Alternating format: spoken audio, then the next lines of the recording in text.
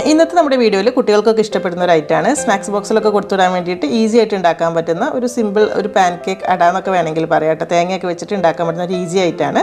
Video കണ്ടിട്ട് ഇഷ്ടമാവുകയാണെങ്കിൽ ഒന്ന് ലൈക്ക് ചെയ്യാനും ഷെയർ ചെയ്ത് സപ്പോർട്ട് ചെയ്യാനും കൂടെ മറക്കരുത്.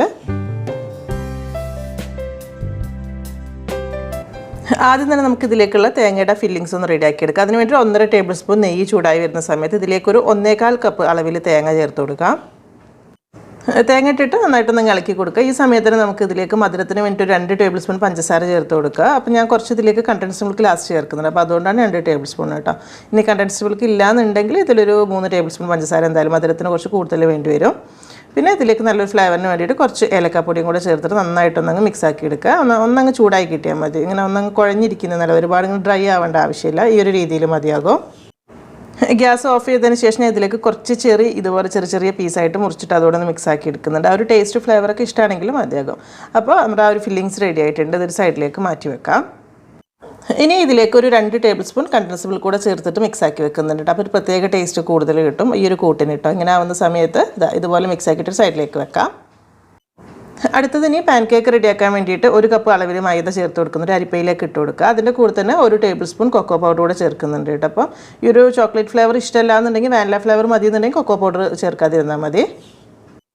പിന്നെ ഇതിലേക്കൊരു 1/2 ടീസ്പൂൺ ബേക്കിംഗ് പൗഡർ ചേർത്ത് കൊടുക്കുന്നുണ്ട്. അതിൻ്റെ കൂടെ തന്നെ ഒരു 2 നുള്ള് ബേക്കിംഗ് സോഡ ആയിട്ട് ഒരു 1/4 ടീസ്പൂണും കുറച്ച് താഴെയായിട്ടാണ്. പിന്നെ ഒരു 2 നുള്ള് ഉപ്പ് കൂടെ ചേർത്ത് കൊടുക്കാം. എന്നിട്ട് ഇതെല്ലാം കൂടെ ചേർത്ത് നന്നായിട്ടങ്ങ് മിക്സ് ആക്കി എടുക്കുക. മിക്സ് ആയിട്ട് ഇതുപോലെ ഒന്ന് അരിച്ചെടുക്കട്ടെ. അപ്പോൾ എല്ലാ ഭാഗത്തേക്കും ബേക്കിംഗ് പൗഡറൊക്കെ ഒരുപോലെ കിട്ടാൻ വേണ്ടിയിട്ടാണ് ഈ ഒരു രീതിയിൽ. ഇതിലേക്കൊരു 2 ടേബിൾ സ്പൂൺ പഞ്ചസാര കൂടെ ചേർത്തിട്ട് വേണം ബാക്കി മിക്സ് ആക്കി എടുക്കാൻ വേണ്ടിയിട്ട്. അപ്പോൾ ചെറിയൊരു മധുരം ഈ ഒരു ബാറ്ററിന് ഉണ്ടാവുള്ളൂ. പിന്നെ ഇതിലേക്ക് ഒരു കോഴിമുട്ട പൊട്ടിച്ചൊഴിക്കാം. അതിൻ്റെ കൂടെ തന്നെ 1/2 കപ്പ് പാല് ചേർത്ത് കൊടുക്കുന്നുണ്ട്. പിന്നെ ഒരു 1/2 കപ്പ് അളവിൽ വെള്ളമാണ് കേട്ടോ ഒഴിച്ച് കൊടുക്കുന്നത്. അപ്പോൾ പാല് 1 കപ്പ് ഉണ്ടെന്നുണ്ടെങ്കിൽ മുഴുവനായിട്ട് 1 കപ്പ് തന്നെ എടുക്കും. ഇനി പാല് തീരെ ഇല്ലാന്നുണ്ടെങ്കിൽ 1 കപ്പ് ഫുള്ളായിട്ട് വെള്ളം എടുത്താലും മതിയാകും. എന്നിട്ട് ഇതുപോലെ നന്നായിട്ട് മിക്സ് ആക്കി എടുക്കുക. കട്ടയൊന്നും ഇല്ലാതെ ഈ ഒരു രീതിയിൽ.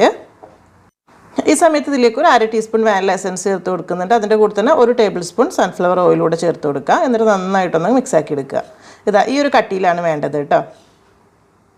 അതായത് ഒരുപാട് ലൂസും അല്ല കൂടുതൽ കട്ടിയല്ല, ഈ ഒരു രീതിയിൽ മതിയാകും. ഇനി ഇത് റെസ്റ്റ് ചെയ്യാൻ വേണ്ടി വെക്കൊന്നും വേണ്ട. നമുക്ക് വേഗം തന്നെ പാൻകേക്ക് ഓരോന്നായിട്ട് റെഡിയാക്കി എടുക്കാം. ഒരു പാൻ നന്നായിട്ട് ചൂടായി വരുന്ന സമയത്ത് തീ ഒന്ന് കുറച്ച് വെക്കുക. എന്നിട്ട് ഇതിലേക്ക് ചെറിയൊരു തവി മാവ് ഒഴിച്ചു കൊടുത്താൽ മതി. അടച്ചു വെക്കേണ്ട ആവശ്യമൊന്നുമില്ല. ഇതുപോലെ ചെറിയ ബബിൾസ് ഇങ്ങനെ വന്നിട്ട് പെട്ടെന്ന് തന്നെ റെഡിയാക്കി കിട്ടും. കുറേ സമയമൊന്നും വേണ്ടി വരില്ല കേട്ടോ. വേഗം തന്നെ റെഡിയാക്കി കിട്ടും. മേൽഭാഗം കറക്റ്റ് ഡ്രൈ ആയി കഴിഞ്ഞാൽ വേഗം തന്നെ പാനിൽ നിന്ന് മാറ്റും വേണം. അല്ലെങ്കിൽ കൂടുതലങ്ങ് ഉണങ്ങിപ്പോയി കഴിഞ്ഞാൽ പിന്നെ നമുക്ക് ഇതിലേക്ക് ആ ഒരു ഫില്ലിങ്സ് വെച്ചിട്ട് ഇങ്ങനെ ഒട്ടിച്ചെടുക്കാൻ പറ്റില്ല. അപ്പോൾ ആ ഒരു ചൂട് പോകുന്നതിന് മുൻപ് തന്നെ നമ്മൾ റെഡിയാക്കി വെച്ചിട്ടുള്ള ആ ഒരു കൂട്ടുണ്ടല്ലോ, അതിലേക്ക് ഒരു ടേബിൾ സ്പൂൺ 1 ടേബിൾ സ്പൂൺ അളവിൽ ഇട്ട് കൊടുത്തിട്ട് നന്നായിട്ടങ്ങ് ഇതുപോലെ ക്ലോസ് ചെയ്തെടുക്കാം. ഇത് ചെയ്യുന്ന സമയത്ത് ഈ ഒരു കാര്യം മാത്രം ശ്രദ്ധിച്ചാൽ മതി. ഒരു പാൻകേക്ക് കറക്റ്റ് അങ്ങ് ആയി വരുമ്പോൾ തന്നെ, കാരണം കൂടുതൽ ഡ്രൈ ആവാതെ വേഗം തന്നെ പാനിൽ നിന്ന് എടുത്ത് മാറ്റിയിട്ട് പ്ലേറ്റിലേക്ക് വെക്കുക. എന്നിട്ട് അടുത്തത് ഒഴിച്ചാട് വെക്കുക. അതാവുമ്പോഴേക്കും മറ്റേതിൻ്റെ ചൂട് മാറുന്നതിന് മുൻപ് തന്നെ അതിലേക്ക് ആ ഒരു തേങ്ങയുടെ കൂട്ട് ഇട്ട് കൊടുക്കുക. എന്നിട്ട് നന്നായിട്ട് ഇങ്ങനെ അങ്ങ് ഒട്ടിച്ചെടുക്കുക. അത് നമ്മൾ പറഞ്ഞ പോലെ തന്നെ അങ്ങ് ചൂടാറി കഴിഞ്ഞാൽ സൈഡ് ഒട്ടി കിട്ടില്ല. അപ്പോൾ അതുകൊണ്ട് മാത്രമാണ്. ചൂടോടെ ആണെങ്കിൽ വേഗം അങ്ങ് ഒട്ടി കിട്ടിക്കോളും. ഇതുപോലെ തന്നെ. അപ്പോൾ ബാക്കിയുള്ളതൊക്കെ ഇതുപോലെ തന്നെ ചെയ്തെടുക്കുന്നുണ്ട്. നമ്മൾ എടുത്തിട്ടുള്ള 1 കപ്പ് മൈദയുടെ അളവിൽ ഇതുപോലത്തെ ഒരു 10 എണ്ണം അത്യാവശ്യം വലിപ്പത്തിൽ ഉണ്ടാക്കിയെടുക്കാനായിട്ടും ചെറുതൊക്കെ ആയിട്ട് ഉണ്ടാക്കാനും കുറച്ചുകൂടെ കൂടുതൽ ഉണ്ടാവും കേട്ടോ. അപ്പോൾ തേങ്ങാക്കൂട്ട് കുറച്ച് കൂടുതൽ വെക്കണമെന്നുണ്ടെങ്കിൽ എന്തായാലും ഒരു 1.25 കപ്പ് അളവിൽ തേങ്ങ തന്നെ എടുക്കണം. പിന്നെ അതുപോലെ തന്നെ ഇത് ഉണ്ടാക്കിയിട്ട് ആ ചൂടോട് കൂടി തന്നെ കഴിക്കുമ്പോഴാണ് നല്ല ടേസ്റ്റ് ഉണ്ടാവുക കേട്ടോ. ആ ഒരു തേങ്ങ മിക്സും അതുപോലെ തന്നെ ഒരു ചോക്ലേറ്റ് ഫ്ലേവർ ഇഷ്ടമുള്ളവർക്ക് ഇത് ഇഷ്ടമാവും. അല്ലാന്നുണ്ടെങ്കിൽ ആ ഒരു ചോക്ലേറ്റിൻ്റെ പൗഡർ നമ്മൾ കൊക്കോ പൗഡർ ഒഴിവാക്കിയിട്ട് വാനില ഫ്ലേവറിൽ ചെയ്താൽ മതി. നല്ല ടേസ്റ്റ് തന്നെയായിരിക്കും. കുട്ടികൾക്കൊക്കെ ഇടയ്ക്കൊക്കെ സ്നാക്സ് ബോക്സിലൊക്കെ കൊടുത്തുവിടാനൊക്കെ വേണ്ടിയിട്ട് ഉണ്ടാക്കാൻ പറ്റുന്ന നല്ലൊരു ഐറ്റം തന്നെയാണ് കേട്ടോ. എപ്പോഴെങ്കിലൊക്കെ ഒന്ന് ട്രൈ ചെയ്ത് നോക്കാം. പിന്നെ ഇത് ഈ ഒരു തേങ്ങാക്കൂട്ടില്ലാന്നുണ്ടെങ്കിൽ ഇതുപോലെ ഒരു ദോശ പോലെ ചുട്ടെടുത്തിട്ട് അതിൻ്റെ മേലേക്ക് ഇങ്ങനെ തേനൊക്കെ ഒഴിച്ചിട്ട് കഴിക്കാനും നല്ല ടേസ്റ്റ് ഉണ്ട് കേട്ടോ. അപ്പോൾ വീഡിയോ കണ്ടുകൊണ്ടിരിക്കുന്ന സമയത്ത് നിങ്ങൾക്ക് ഇഷ്ടമായിട്ടുണ്ടെന്നുണ്ടെങ്കിൽ ഇപ്പോൾ തന്നെ ഒന്ന് ലൈക്ക് ചെയ്യാനും ഷെയർ ചെയ്ത് സപ്പോർട്ട് ചെയ്യാനും കൂടെ മറക്കരുത്. പിന്നെ ചെയ്ത് നോക്കുന്നുണ്ടെങ്കിൽ ഫീഡ്ബാക്ക് അറിയിക്കാനും. അപ്പോൾ എന്തായാലും എന്നത്തെയും പോലെ തന്നെ നല്ല റെസിപ്പീസായിട്ട് നമുക്കിനി പുതിയ വീഡിയോയിൽ കാണാം. താങ്ക്